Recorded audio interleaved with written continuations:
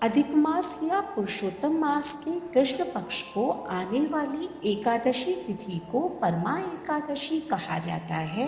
परमा एकादशी को कमला और पुरुषोत्तमी एकादशी के नाम से भी जाना जाता है। इस एकादशी पर हर्ष नामक शुभ योग भी बन रहा है, जिससे परमा एकादशी का महत्व और भी बढ़ गया है। परमा एकादशी का व्रत रखना बहुत सौभाग्य की बात मानी जाती है, क्योंकि यह एकादशी हर साल में नहीं बल्कि पूरे 3 साल में एक बार आती है।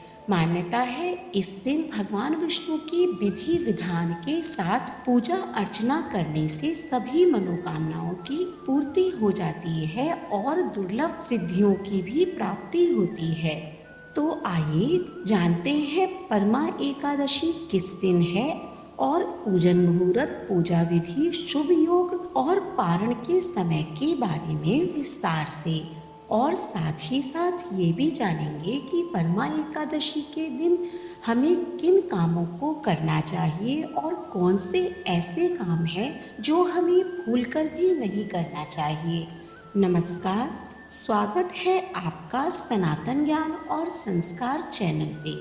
परमा एकादशी पर भगवान विष्णु की पूजा अर्चना और उपासना करने से सुख व ऐश्वर्य की प्राप्ति होती है और दुख व दरिद्रता का नाश होता है। साथ ही सभी पाप नष्ट हो जाते हैं और वैकुंठ धाम की प्राप्ति होती है। इस एकादशी को दुर्लभ सिद्धियों की दाता भी बताया गया है, इसीलिए इसे परमा एकादशी कहा जाता है। शास्त्रों में बताया गया है कि इस तिथि का व्रत करने और कथा सुनने मात्र से 100 यज्ञों की बराबर पुण्य फल की प्राप्ति होती है और शंख चक्र व गदाधारी भगवान विष्णु की पूजा करने से जीवन में सुख संपन्नता आती है। आर्थिक तौर पर धन का लाभ मिलता है, क्योंकि पौराणिक कथा के अनुसार इस व्रत के प्रताप से गरीब ब्राह्मण भी धनवान हो गया था। परमा एकादशी व्रत का पूजा मुहूर्त। परमा एकादशी व्रत 12 अगस्त 2023 दिन शनिवार को रखा जाएगा। एकादशी तिथि का प्रारंभ 11 अगस्त सुबह 7:36 से शुरू होगा और इस एकादशी तिथि का समापन 12 अगस्त को सुबह 8:03 पर होगा।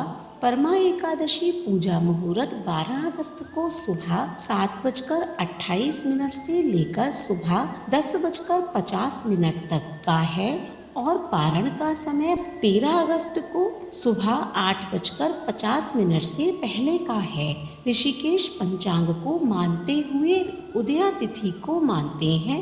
परमा एकादशी का व्रत 12 अगस्त दिन शनिवार को किया जाएगा, जबकि द्वादशी तिथि 12 अगस्त को सुबह 8:03 से 13 अगस्त सुबह 8:50 तक रहेगी। यानी 13 अगस्त को द्वादशी तिथि मनाई जाएगी। परमा एकादशी की पूजा विधि। परमा एकादशी व्रत तिथि पर ब्रह्म मुहूर्त में स्नान व ध्यान से निवृत्त होकर भगवान विष्णु के सामने हाथ में अक्षत और फूल लेकर व्रत का संकल्प लेना चाहिए। इसके बाद एक चौकी पर लाल कपड़ा बिछाकर भगवान विष्णु की मूर्ति या तस्वीर रखें और चौकी के नीचे पूजा की सामग्री रख लें। इसके बाद पंचोपचार विधि से पूजन करें और पूजा के बाद नैवेद्य अर्पित करें। इसके बाद भगवान विष्णु की आरती करें और विष्णु सहस्त्र नाम का पाठ करें। फिर दान दक्षिणा करते हुए फलाहार कर सकते हैं। शाम के समय भी पूजा अर्चना करें और फिर द्वादशी तिथि में पारण कर सकते हैं। इस तिथि पर भगवान विष्णु के मूल मंत्र ओम नमो भगवते वासुदेवाय या फिर ओम नमो नारायणा का जाप करते रहें। इसके साथ ही भगवान विष्णु का मंत्र मंगलम भगवान विष्णु मंगलम गरुड़ध्वजा मंगलम पुंडरीकाक्ष मंगलाय तनोहरि का जाप करें।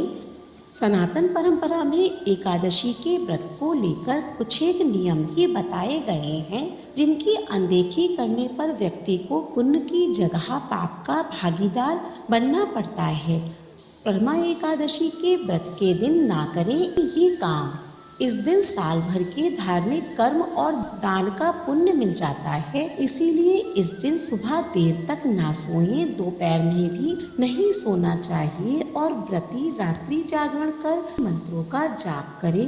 एकादशी के दिन जो भी व्यक्ति पशु पक्षी घर आए तो उसे कुछ खिलाएं, बिना ना भेजें। इस दिन पितर किसी भी रूप में आपके द्वार पर आ सकते हैं। इस दिन व्रत करने वाले व्यक्ति को काले रंग के वस्त्र भूलकर भी नहीं पहनना चाहिए। काला रंग नकारात्मकता का प्रतीक है। इससे व्रती पर बुरा प्रभाव पड़ता है, व्रत का फल भी नहीं मिलता है।